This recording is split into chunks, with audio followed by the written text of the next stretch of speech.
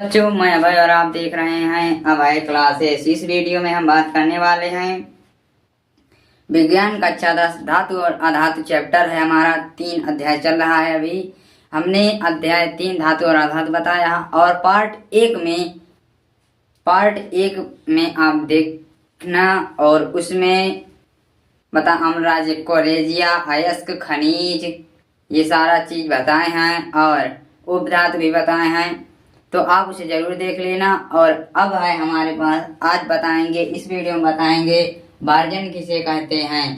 तो चलिए देखते हैं। प्रश्न है भार्जन किसे कहते हैं। मेरे प्यारे बच्चों, जरा ध्यान से देखो क्या कितनी सिंपल परिभाषा है। चलिए देखते हैं उत्तर है इसका। सांद्रिक अयस्क को अकेले या अन्य पदार्थों के साथ कह रहा है कि सांद्रिक अयस्क को अकेले या अन्य पदार्थों के साथ वायु की, क्या कह रहा है, वायु की नियंत्रित मात्रा की उपस्थिति में बिना पिघलाए गर्म करने की विधियों को भर्जन कहते हैं। क्या कहते हैं? भर्जन कहते हैं। जैसे इसका उदाहरण है कॉपर पायराइट का सूत्र क्या होता है, तो CuFeS2 होता है।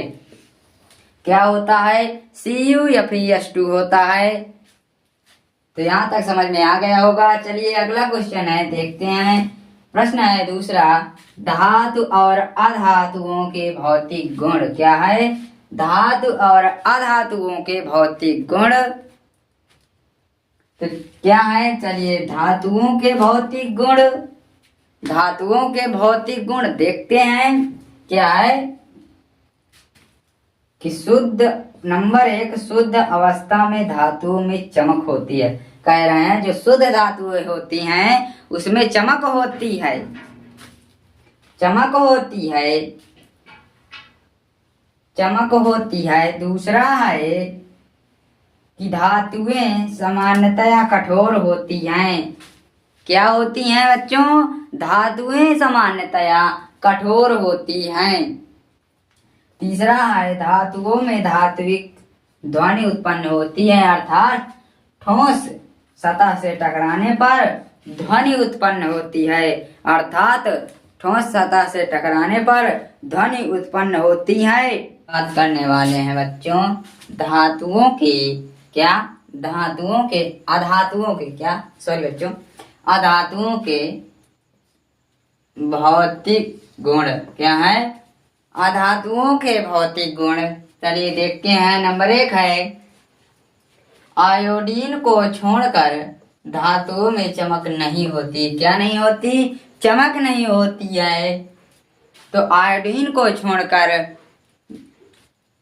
अधातुओं में चमक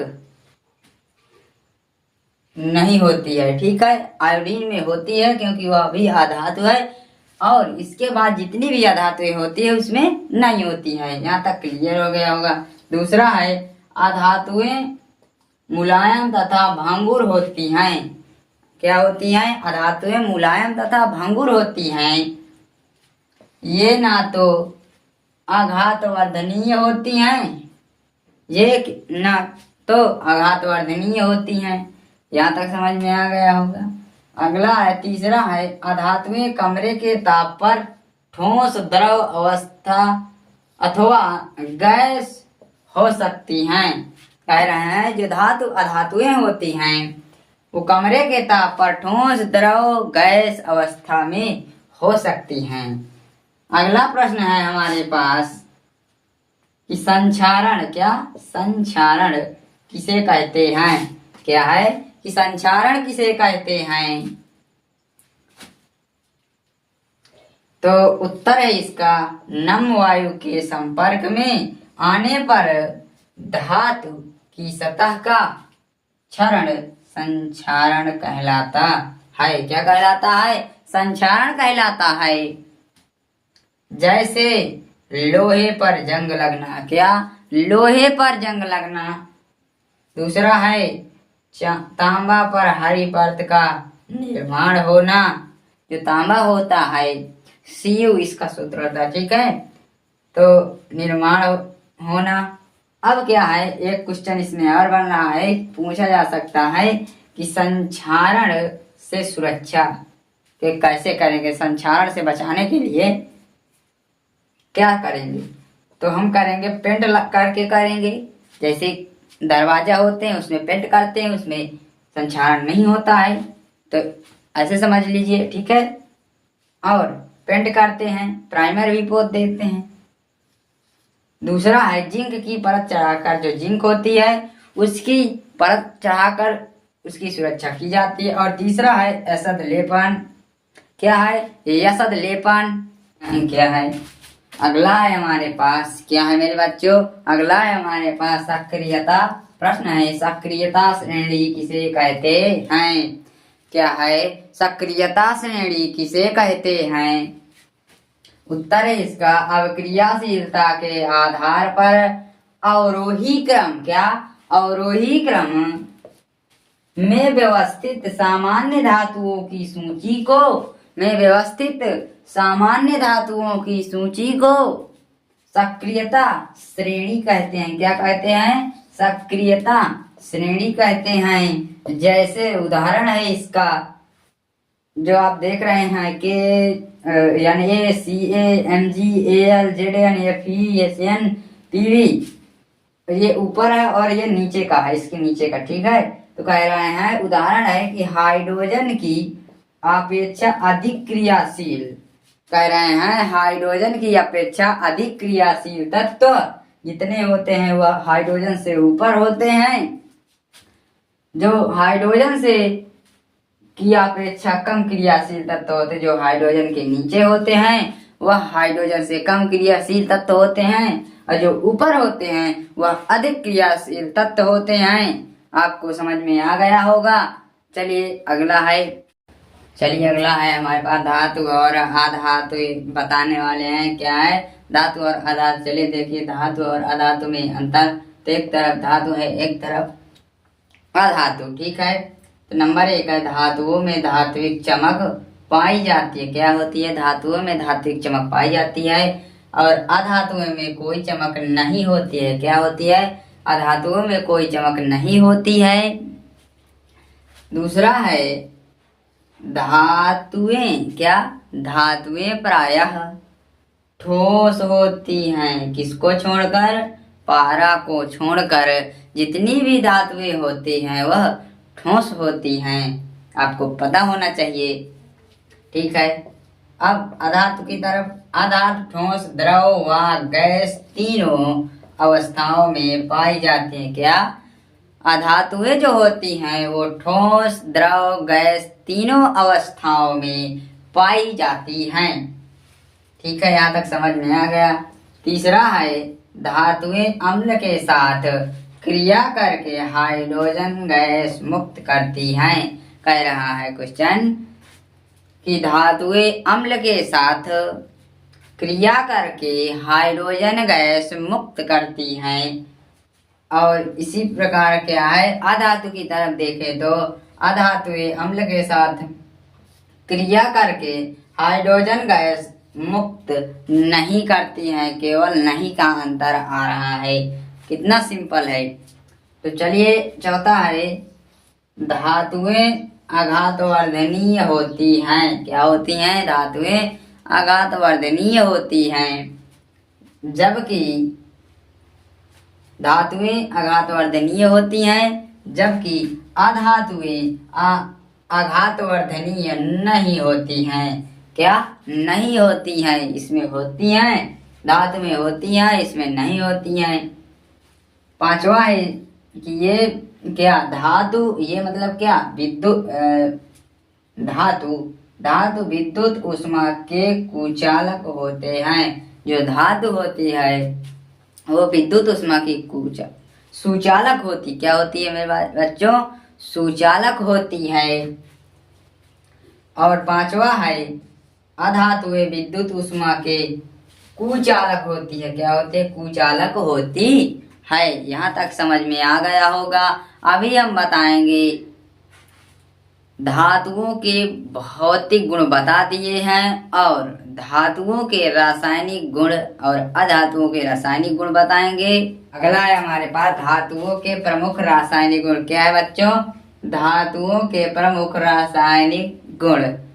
तो नंबर 1 है कि धातुओं की ऑक्सीजन से अभिक्रिया करने पर जो धातुएं होती हैं वो ऑक्सीजन से क्रिया करती हैं तो क्या होता है, चलिए देखते हैं। धातुओं का वायु में दहन करने पर ये वायु में उपस्थित ऑक्सीजन वायु में उपस्थित ऑक्सीजन से अभिक्रिया करके ऑक्साइड में परिवर्तित हो जाती हैं। इसमें परिवर्तित हो जाती हैं, ऑक्साइड में परिवर्तित हो जाती हैं। जैसे Mg+O2 आयरो MgO। अब यहाँ 2 लगा है और यहाँ भी 2 लगा है। अब इसको बताते हैं, समझने की कोशिश करना। यहाँ पर O है, यहाँ O2 है, यहाँ पर 2 की आवश्यकता है तो यहाँ Mg है, यहाँ Mg है, यहाँ 2 लगा दिए तो ये बराबर हो गया। यहाँ भी 2 लगा दिए तो O भी बराबर हो गया, 2 भी बराबर हो गया। समझ में आ गया। दूसरा है कि धातुओं की जल से क्रिया करने पर जो धातुएं होती हैं वे जल से क्रिया करती हैं तो क्या होता है, चलिए देखते हैं। धातु की क्रियाशीलता के अनुसार धातुओं जल के साथ, धातुएं या धातुओं अब जल के साथ क्रिया करके हाइड्रोजन गैस तथा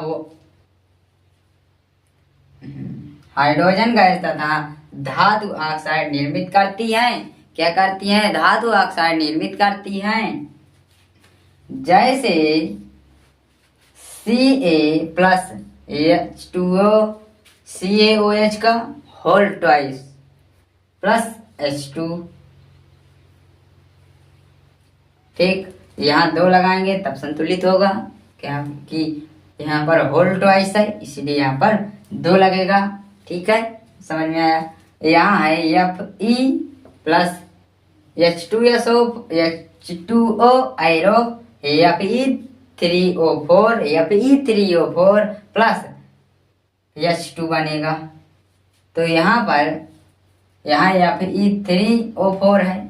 अब यहाँ पर Fe है, Fe3 लगा दिए और H2SO4 O यहाँ पर 2 हैं और यहाँ पर 4 हैं और यहाँ पर 2 है तो 2 यहाँ है और 4 यहाँ है तो ये मिलाकर यहाँ 4 लगा देंगे, यहाँ 4 लगा देंगे, 4 2 6 और 4 2 6 हो जाएंगे। यहाँ समझ में आ गया होगा। अब हम बताएंगे अधातुओं के भौतिक गुण। चलिए देखते हैं अधातुओं क्या है। अधातुओं के रासायनिक गुण। अधातुओं के रासायनिक गुण नंबर 1 है अधातुओं की ऑक्सीजन से अभिक्रिया। अधातुओं की ऑक्सीजन से अभिक्रिया कराएंगे तो अधातुएं ऑक्सीजन से क्रिया करके, दोबारा हो गया, ठीक है, यहाँ पर क्रिया करके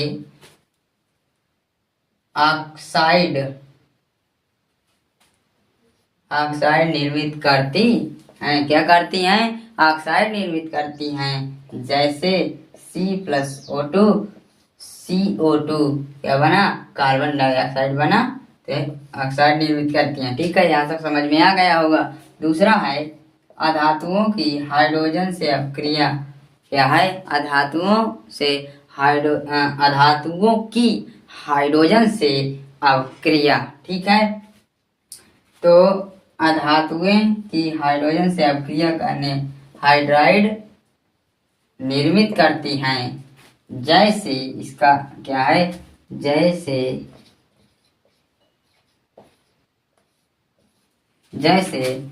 N2+H2 बनेगा NH3। क्या बनेगा, NH3। यहाँ पर 2 लगाएंगे और यहाँ पर N2 है इसलिए यहाँ 2 लगाएंगे और यहाँ पर 3 लगाएंगे तो 2 3 6 और 2 3 6 बराबर हो जाएगा। तो यहाँ तक समझ में आ गया होगा। चैनल को सब्सक्राइब और लाइक करना ना भूलें।